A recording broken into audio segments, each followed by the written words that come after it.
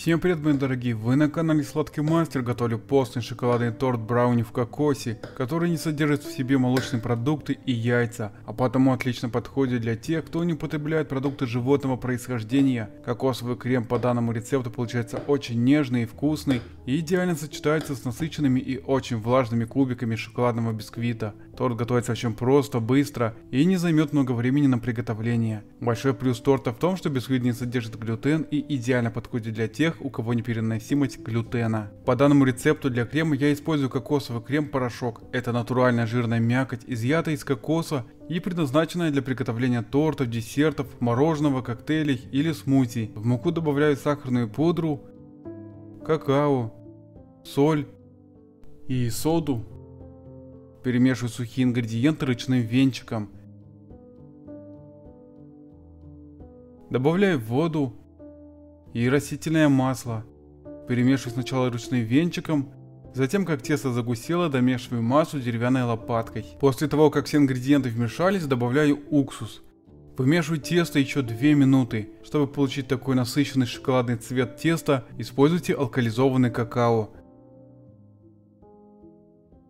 Дно разъемной формы 21 см предварительно выстелил пекарской бумагой. Борта формы смазывать маслом не нужно. В форму для выпекания выкладываю все шоколадное тесто. Равномерно распределяю тесто силиконовой лопаткой по всей площади формы.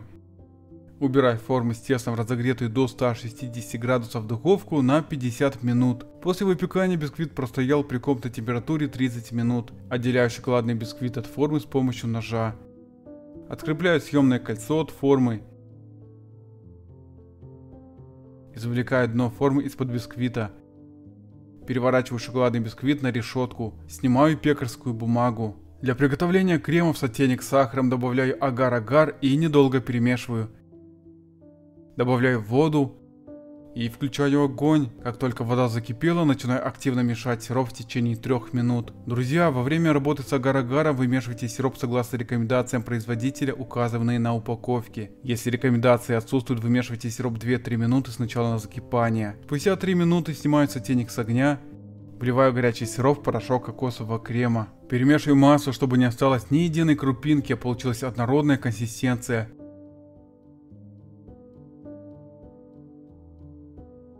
Добавляю ванильный экстракт и перемешиваю. Оставляю для остывания. Теплый бисквит пропитываю клубничным ликером. Вы можете пропитать любым жидким ликером или сиропом по своему вкусу. Если ликер сразу не впитался в бисквит, дайте ему постоять 10 минут, а затем пройдитесь кисточкой.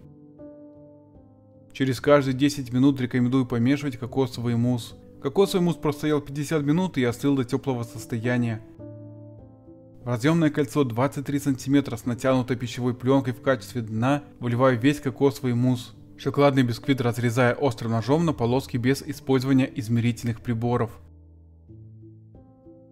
Затем режу ножом бисквит, чтобы получились шоколадные кубики.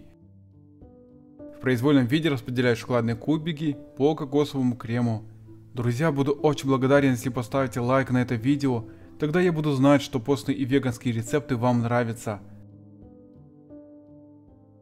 После заполнения мусса утапливаю шоколадные кубики внутрь массы. Выкладываю оставшиеся шоколадные бисквиты поверх кокосового крема.